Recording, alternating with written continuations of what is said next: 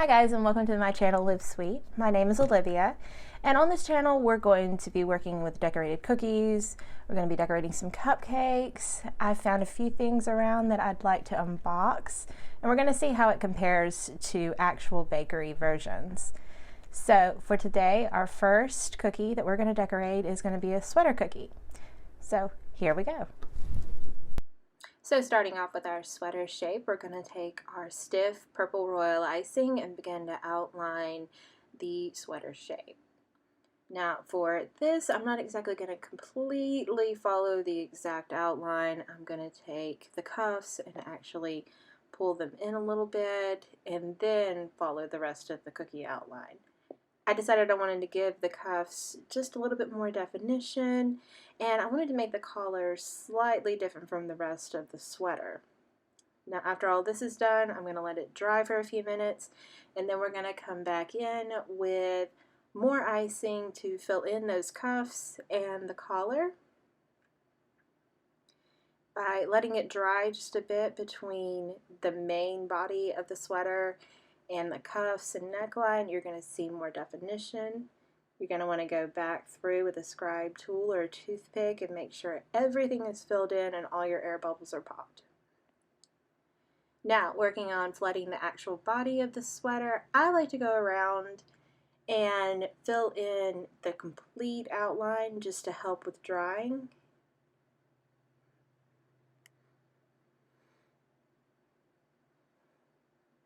I'll be honest, the icing that I used for this is slightly stiffer than I would have liked because I wanted to flood with it as well as actually do the later detail work you're going to see, and I accidentally overestimated.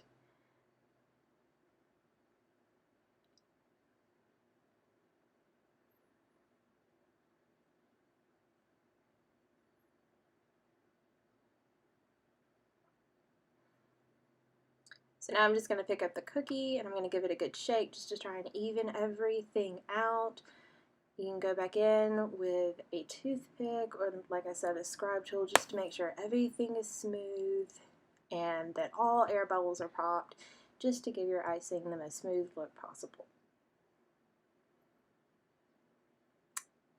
Now it's time for some details. So first we're going to outline the collar of the sweater, and then we're going to outline the actual cuffs of the sweater.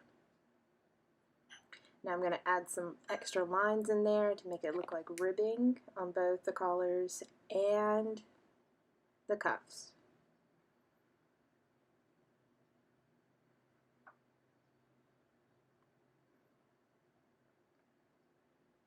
You can just smooth out those lines if there's anything sticking up and make everything look as smooth as possible. Next, we're going to go in after that's dried a bit and we're going to add the lines to the body of the sweater. These are just straight lines,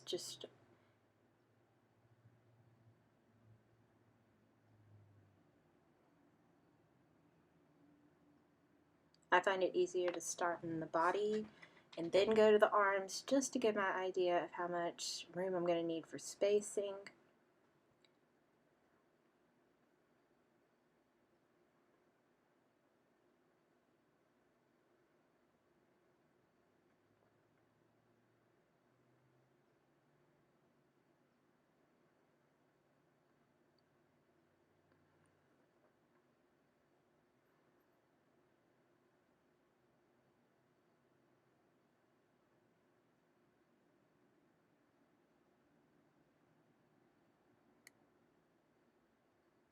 Now we're going to go back in and we're going to add a zigzag, just a simple zigzag pattern.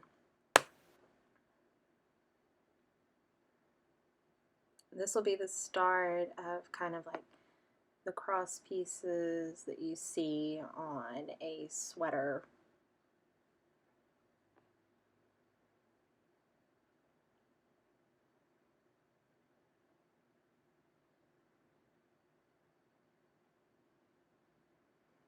After that's dried for a minute, go back in and go the opposite way with your zigzag pattern, giving it a slightly braided look.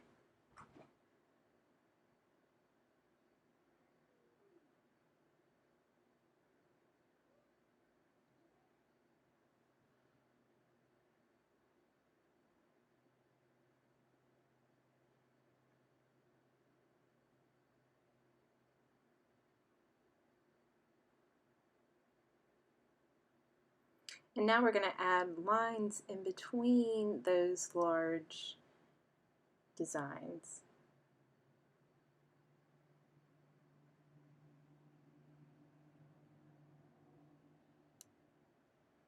And now you have your cookie.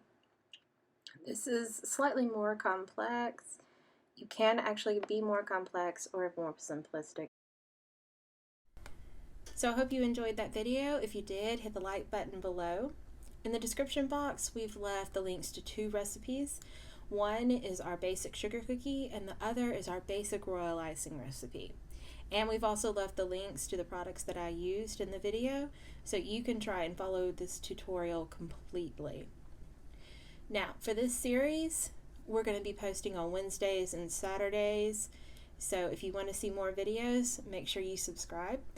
And if you have something you want to see me make into a cookie or a cupcake, comment below, and maybe you'll see what you want on one of our future videos. Until then, have a good day.